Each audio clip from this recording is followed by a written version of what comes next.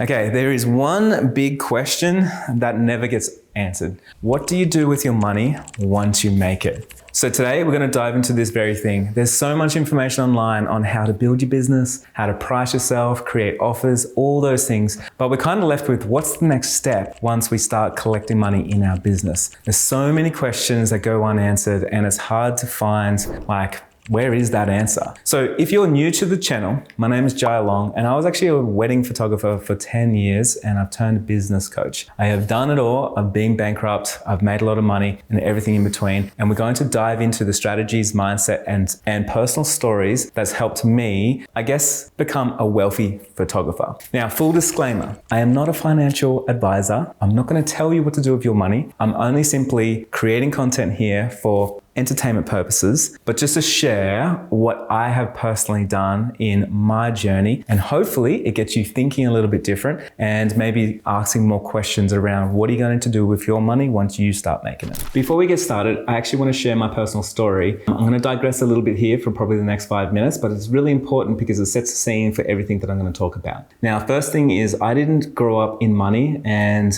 I actually was in government housing and, my parents didn't work and all that kind of stuff. Right? So I didn't really have the education around money. I didn't know any business owners. I didn't know anyone that owned a home or anything like that. So by the time I finished school, which was around about 15, 16, I went in and did my apprenticeship as an electrician. And by the time I was 20, I started my first business. And by the time I was 21, I was bankrupt. So after that point, there were so many things that happened in my life and there were so many bits of knowledge gaps that I had because I could just see that everybody else seemed to have things figured out and I didn't. It wasn't until one day that I got moved to a new affluent suburb for the job that I was doing. I got paid a lot more as an electrician and things really started going up for me. But I realized I was living week to week, month to month, and everyone around me was seeming to do really well. They could buy nice cars, they were investing in property, and they're doing all these things, even though they might have even been making less money than me. So I realized there was something wrong with maybe my education, like it was my mindset, like there was something wrong. There was a missing piece. So I started obsessing over learning, like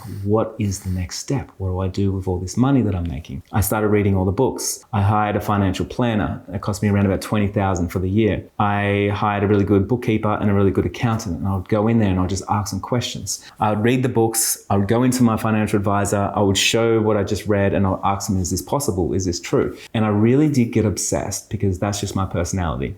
One day I was sitting there and I had this realization that it's easier than I think. And I think that not many people do it because you don't actually learn it at school. And I still wasn't convinced though. Like if it's this easy to invest your money and know what the next step is, wouldn't everybody do it? Like that's the question that always stopped me. So I wanted to sort of test things out. I saved up $100,000 over a couple of years there while I was just obsessing over everything. And I went to the bank and I asked if I could get 2 loans and borrow, I think at the time was $1 million. So this is back in 2012. So I borrowed $1 million with my $100,000 and I bought 2 investment properties. Now, once I did that, I actually realized that I didn't need my job anymore because I already bought the properties and that's something that I wanted to do. So it was about like 2-3 weeks after I got myself into $1 million of debt, I actually quit my job and went full-time as a photographer. I know, pretty wild time to do it. But for me, I was like, I think I've cracked the code and everything seems to be working. Now, for years, I actually just monitored that and those investment properties and they started increasing in value and things were working and people were paying off the mortgage and, my assets were growing and I was starting to make passive income and all the rest of it. And then from there, I started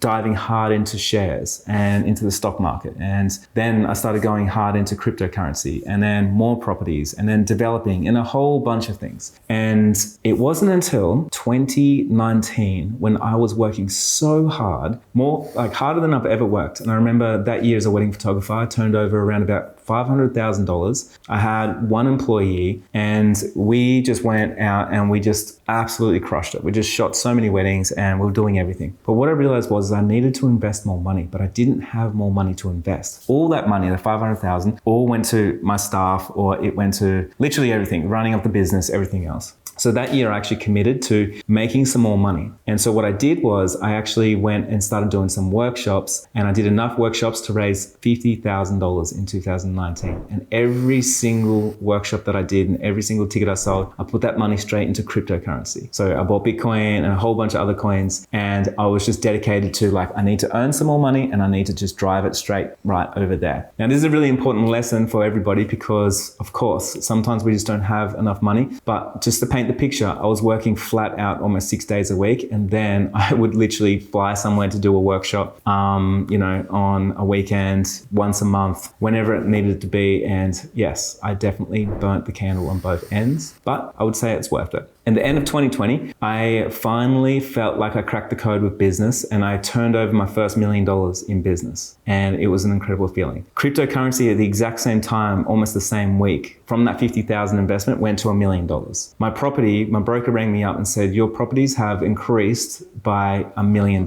So at that time, and I owned a few more properties by that time, but I remember it was around about December 2020, and I was sitting there after those sort of 3 phone calls going through all that stuff, and I was like, I made $1 million this year 3 times from 3 different things. And it really changed my mindset on so many different things, on business, on investing, and everything else. So everything that I teach you today and we talk about today comes from that experience of how I went from literally bankrupt when I was 21 to being able to make money doing all those things. And since then, it's been 4 years, almost 5 years. I think I've almost turned over, across all my assets, almost $10 million. Across my businesses, I have, clothing business, property development business, my coaching and education, across my cryptocurrencies, my stocks, and with all my property portfolios as well. So things are going well. It doesn't mean it's going to go well forever. You always got to protect the downside. But these have changed my life, and I feel like these strategies are going to help you shift your mindset and change yours as well.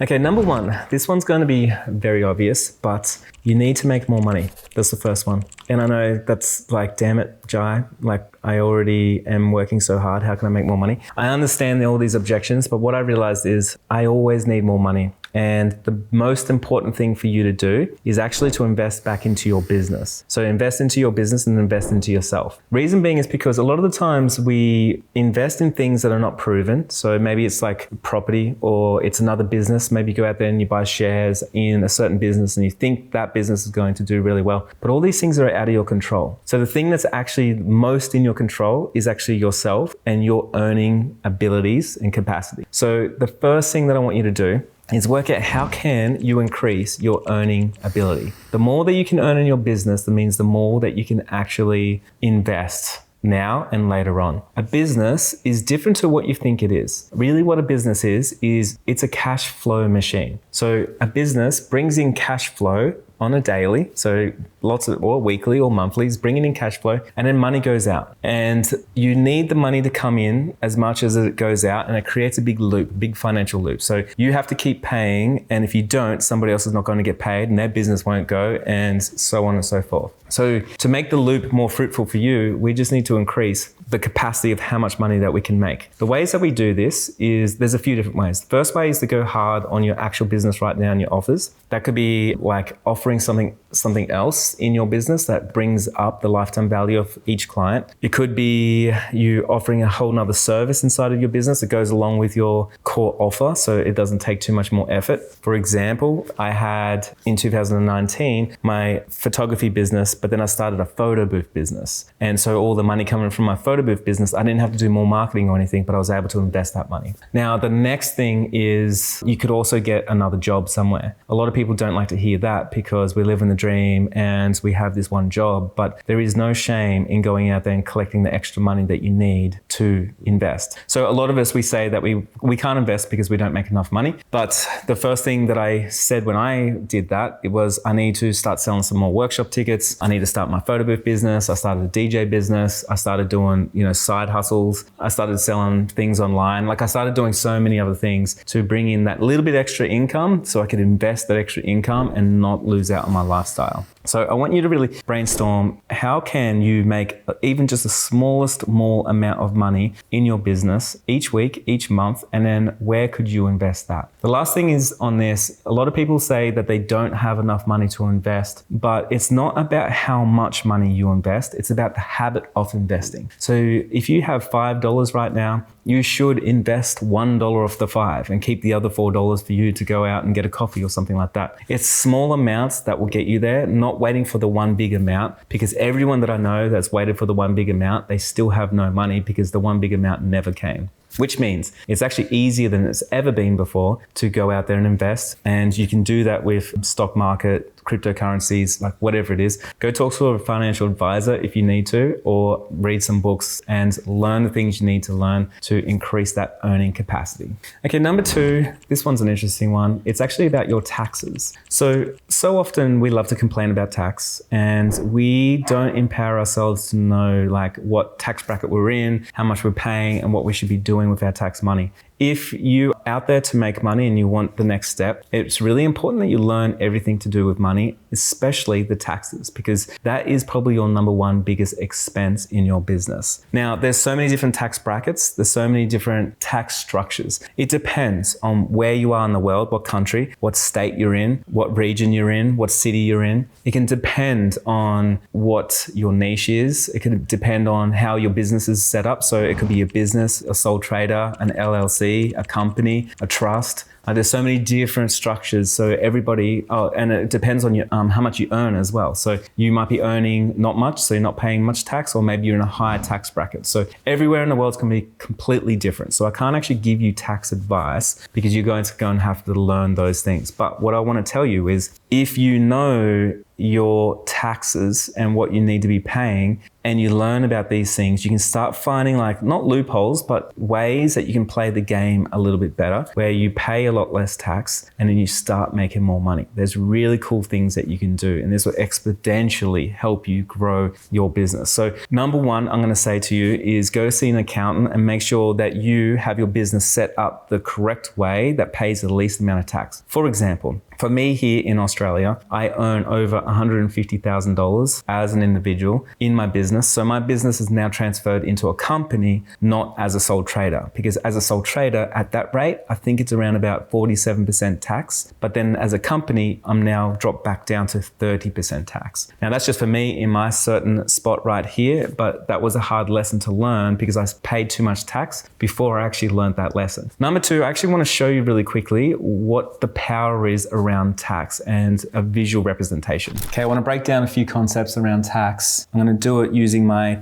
Texas Hold'em poker set, camping set here. And hopefully this gives you a visual representation of what it looks like when you're collecting money and you're paying your tax. So the first thing is, when you're out there in the world, and let's say each one of these little things here are actually a job. So for instance, if you're a photographer, maybe this is worth $5,000 to you.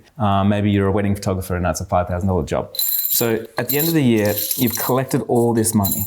So you have all this money and now you have a choice of what you're going to do with the money.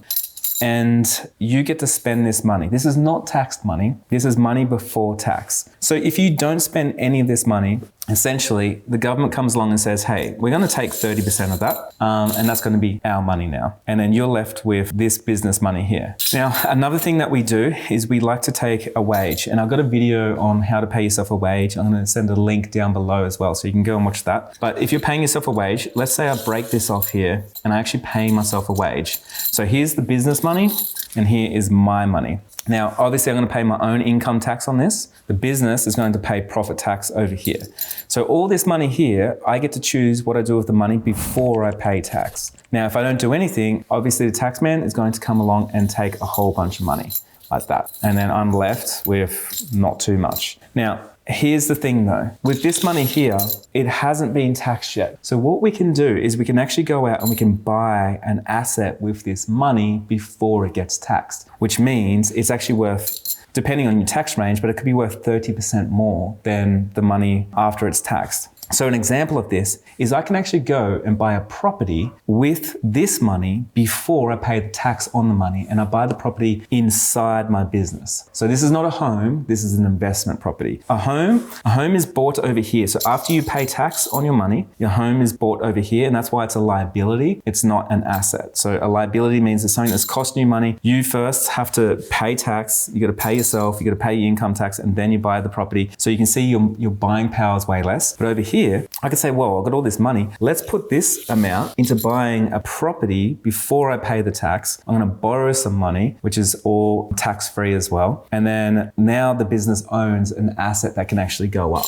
which is right here. Then from there, the government will come along and go, oh, you've only got this much left. So we will charge you this much, and it's going to be a smaller amount of money that you actually pay in tax. Now, this is a really important thing to realize, because before you pay this tax, you've got tax-free money that you can spend on lots of things. For example, self-development. Maybe you want to buy my course, the 6-Figure Business Map. That doesn't come out of this money. That comes out of this money. So before you pay tax on that money, you first buy a course, you buy some camera equipment, you buy a whole bunch of books, you buy a whole lot of things for your business. Maybe you're paying for all your software, you're paying for your second photographers, you're paying for a whole bunch of things. And so as that slowly depletes, it's going to be less money that you pay tax on. Get what I'm saying? So what we can do in this scenario is all this money here that we haven't actually paid any tax on, we can actually now go ahead and borrow some money and purchase an investment property inside of our business that is with the tax-free money. So that money is actually worth 30% more for you,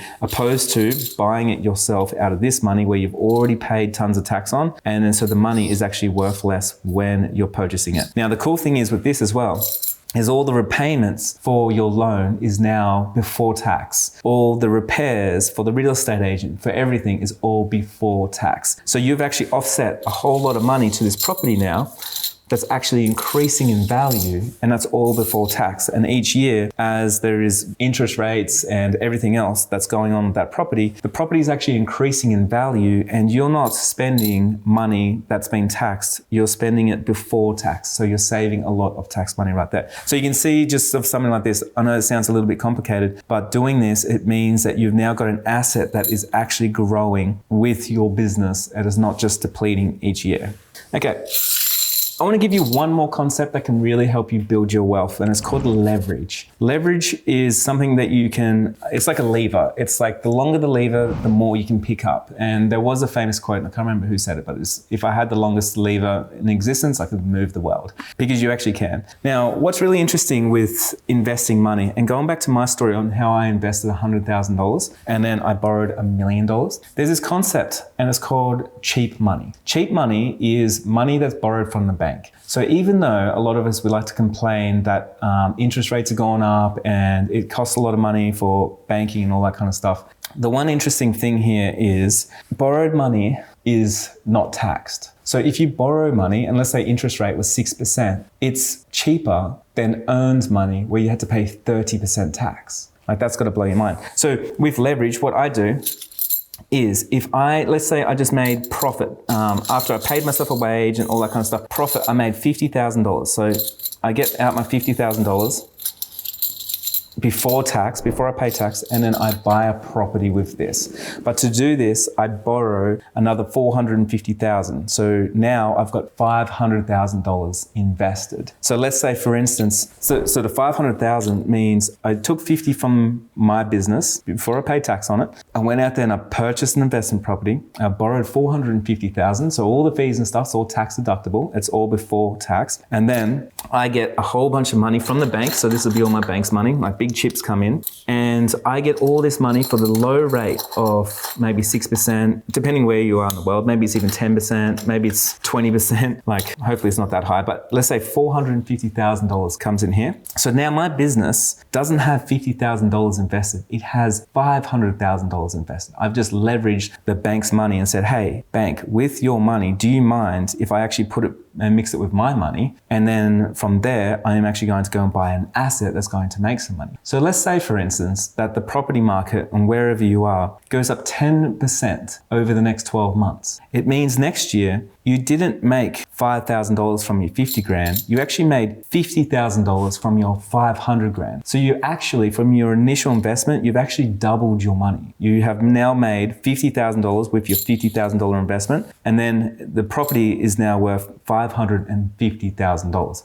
Then the next year, let's say it goes up again, and then it just keeps going up and it goes up, and sometimes it's going to go down, sometimes it's going to go up, but you're playing the long game here. And so now your business owns an asset that's leveraging the bank's money, that's affording you to have something that's increasing in value without you doing work. Now, what I have worked out over the years is every time I get some profit, I have gone ahead and I bought another property, and then I leverage more bank's money, and another property, and I leverage more bank's money. And then I can pay less and less tax, and then I have lots and lots of properties, all owned by my company. And my company, as I went through number one, is simply just a cash flow machine. It allows me to service these loans. I'm not trying to make profit. I'm trying to make cash flow to service the loans, to keep them going for as long as possible, especially as I'm using the bank's money to build wealth. So from here, if I can run my photography business for 5 to 10 years, and I bought a property every year for 5 to 10 years, so I end up with 5 to 10 properties, I feel like in the next 20, 30 years, you're going to be really well off. So that's my personal property